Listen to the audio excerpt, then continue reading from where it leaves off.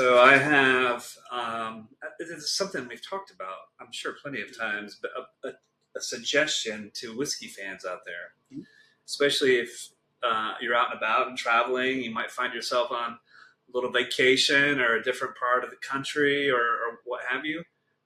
You should pop into the local scene and see what's on the shelf, because I guarantee you, the way whiskey distribution is these days, they're going to have stuff that you don't get here and vice versa. And these are three things that I found recently in Michigan. So there's a couple little spots there. There's one that's called the Lakeshore Party Store. It's like a little convenience store. They have the best frozen pizza, but they have a decent selection of whiskey. And I was able to pick these up when we were there recently. Okay. We'll talk about them here in a minute. And then this other one actually got a little bit back, probably a couple months back. And there's another little, I don't even know what the name of the place is, but it's like a wine and cigar shop. But back in the corner, he has got a couple shelves that just got the most random whiskeys. You know, I mean, there's some stuff that's familiar, and I've heard of Journeyman before, but I'm like, well, let's take a roll on it. So let's get into that first one we got here. Yeah, that's what we do here in the Mojo Whiskey Bar. We just take shots on stuff. Well, I mean, let's be real. I mean, Makers and Knob Creek, you're not, in my opinion, not really gambling that much. Journeyman, I don't know if they're an up-and-comer. I think it is actually a Michigan place. It is in Michigan, yeah. Three Oaks, Michigan, wherever that is. All right, so this first one is Maker's Mark, cash strength, Kentucky straight bourbon whiskey, aged for 7 years, 3 months. It's got batch number 25-02, and our proof is 112.8. So the batch says there's only 378 casks, so that's pretty small for a company like Makers. I don't know if we know anything else, but anyway, I don't know that I'd seen this variety before. I don't know if I've seen that, but it seems like Maker's Mark is putting out a lot of stuff in the past few years. You know, I know they've got a lot of different series. They got their cellar age stuff, which I don't think I've had any of that yet. Maybe one day. Yeah. But like I said, this was something I hadn't seen before, and I like Maker's Mark, so I thought, well, this is a no-brainer. It's not going to suck.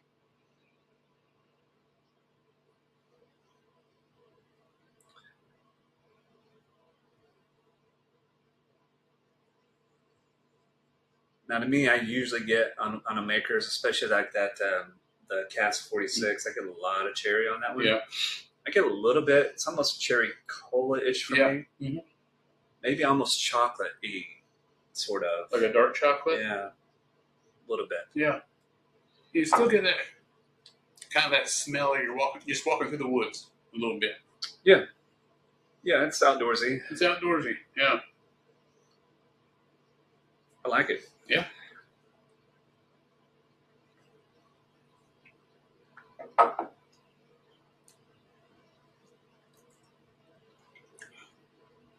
Now, I'm fine with the regular standard old Maker's Mark. Yeah, me too. I think that's a 90 proofer, right? Yeah. The thing that I always, if I had one complaint about the standard Maker's Mark, is it should be 100, 110. Yeah. And I think you get that with this. I think this is, I mean, yeah, it still has that Makers. I mean, it's still Makers. It just has a little bit of a little more bite. A little more bite to it, yeah. In a good way. And, you know, Makers is one of the classic wheater whiskeys, which wheaters mean that the second highest ingredient after corn is wheat in the mash bill. Mm-hmm. And typically the wheater whiskeys have a more sweet, softer palate. Yeah. I think you get most of that, but again, there's a little bit of bite here. A little bit. Yeah. Which I'm okay with. Yeah. I mean, it's like you're drinking almost like a cherry cola, Dr. Pepper, but it's warm. That's a good way. Yeah. Yeah. It hadn't been put in the fridge yet. Hadn't been put in the fridge yet, but you know, you get that burny taste in your mouth from that soda. It's kind of got that flavor to it. And I should remember these things. I should do a better job or write them down or something. I don't think I paid a lot for I want to say it was it's a like drink. 60-ish. Don't quote me on that, but I don't think it was crazy. Yeah, that's a good. Yeah, I like that one a lot. That's a good drink. Should have grabbed two. Actually, I thought about it after we were leaving, stop in and get another one, but I think I'll hang on to that one for a minute. All right, next one we got. Yeah, go ahead. I mean, my favorite thing on this is the description because I'm all into this. Corsets, whips, and whiskey. You know, you can't beat that kind of stuff. Well, I mean, I guess you can. That's why there's That's what I'm screaming. whips and whiskey. You can beat it. All right, Journeyman Distillery. I don't know that much about this distillery. Again, we talked about it being made in Three Oaks, Michigan. Yeah, it's right next to Two Oaks. Down the road from Four Oaks. As Jamie said, it says handmade organic. I don't know what that means. But this particular is called Corsets, Whips, and Whiskey. It's 100% wheat whiskey, so technically we're not drinking a bourbon here, cash strength. So we're coming in at just shy of 117, 116.87 for those keeping track at home. Yeah. And like I said, I've had one of their whiskeys before. It's been a distillery. It's kind of on my radar screen, but now that I've had a couple of their, here I'm going to remind myself, but after having this a couple of times, different varieties, it's probably one of those that I would take a gamble on something else. And you can tell it's a wheat on the nose. It's much, much softer. Mm-hmm. You almost get brown sugar and butter. Right.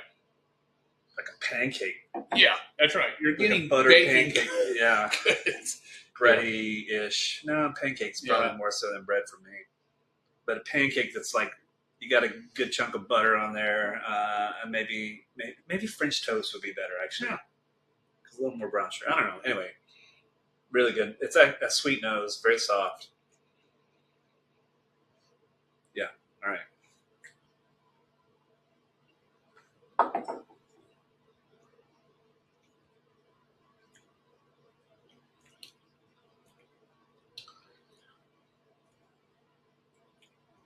Now, I have to admit, I don't know if I've had too many 100% wheat whiskeys. I don't know if I have either. So I'm going to qualify that.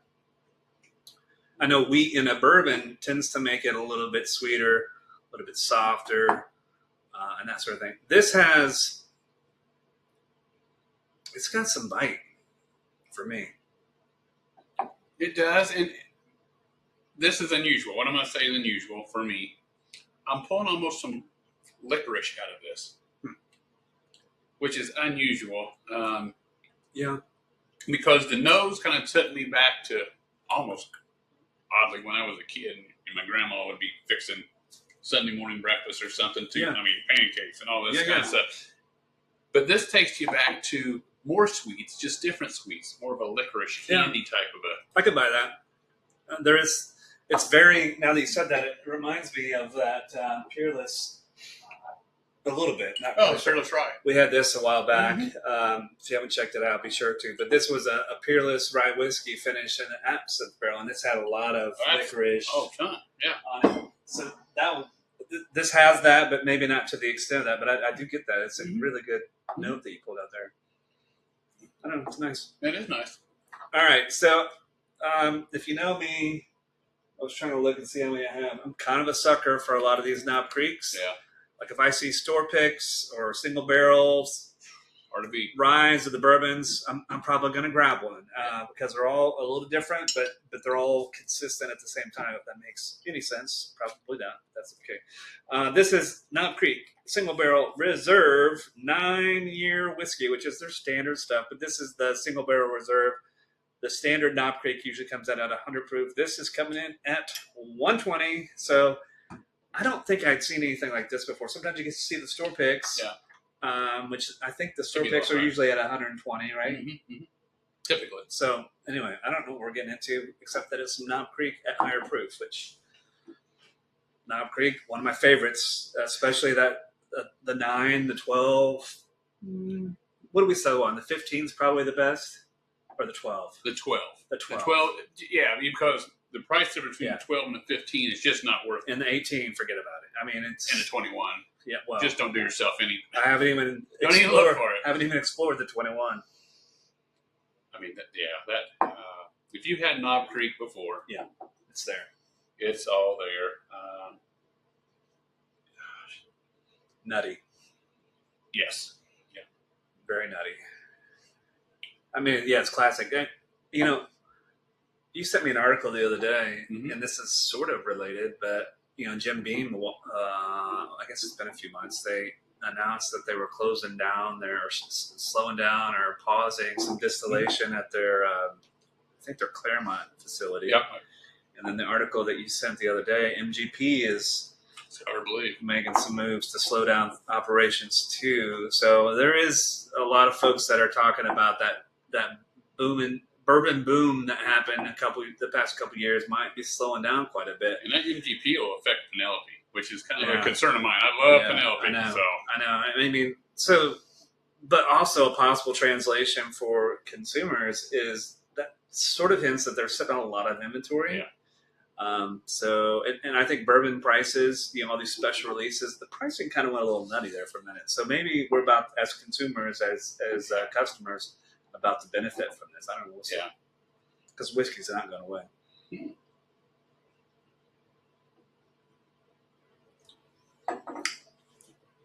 For 120 proof, that's about as smooth as you're going to get.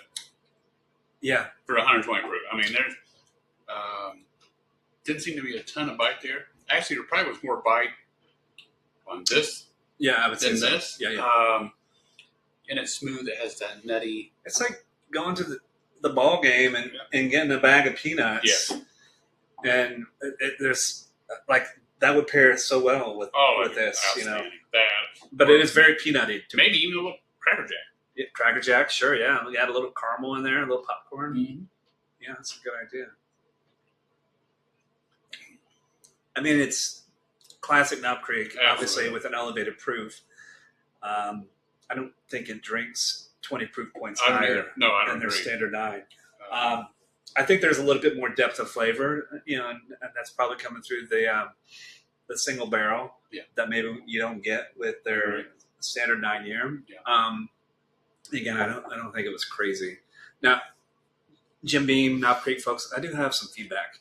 Your wax is kind of a PIA to get off sometimes, and it crumbles into a million pieces, and it makes a mess, and it makes my wife mad. So, take a note from your friends at Maker's Mark. Their wax, nice and soft, opens easily. So, just recommend that you tweak that a little bit. Selfishly, it's just a pain. You want to crack open a new Knob Creek, and you're fighting with the thing, and then you lose interest. And then by the time you get it open, there's 1,000 pieces of black wax laying all over your floor, and you got to get a broom and a dustpan. And I just wanted some whiskey. Yeah. Come on, man. Like a kick to the man, Marbles. Come on. Yeah, I guess some people are into that. I don't understand. But, The people that do the corsets and the whips and the whiskey. I suppose. I'll drink the whiskey, and all the rest of that y'all can have. So, any other thoughts on these 3 Michigan finds? These are really good. I was really surprised with this. These makers. It was a really outstanding. If I see something like that out, I'm probably gonna pick that up. Yeah, and I'm kind of that way. Like, I'm not in this present moment. There's nothing on. I don't keep a list of things that I'm hunting or looking for. Like I said, when we travel, I'll just poke my head in to see what's going on. There's a few spots that in Michigan where we're at that they have good selection, and they're not liquor stores. It's like one's a grocery store. And sometimes they have the best stuff, and you're like, how in the world did you end up with this bottle? I know. And then, so it's just like, poke your head in there and see what they have. And, maybe you'll find something unique. And again, if you're going to take a gamble, you're not gambling. No. Maker's Mark or Knob Creek. So this is one of those things where we talk a lot about like craft. And I don't know Journeyman, but my guess is they're probably more craft than they are anything else. Usually the big guys don't venture too far away from the reservation. You're going to get the good stuff every time. But I'm very pleased with this. Like I said, I think Makers is doing some things that maybe some of the other ones aren't doing right now with all their special releases. And, I know Nom's been trying too. They have a lot of different special things. And to your point, I'm interested to see what happens over the next 12 to 24 months with the bolus of inventory that these guys have. They're going to try some stuff to move some of this stuff. They have to. They have to. They have to, I absolutely. think there'll be more cast strength stuff come out because they're like, hey, I mean, there's a push it market out. for that. There is. There's at least 2 customers. Anyway, any other thoughts on this one before we wrap it up? No, but I appreciate you bringing these in. Absolutely. And we appreciate you guys' support. Keep Tune in. watching, keep subscribing. The Mojo Whiskey Bar. We appreciate it. Absolutely. You know where we are. If you don't, just go to all the socials. You'll find us. Everyone. All right. Until next time.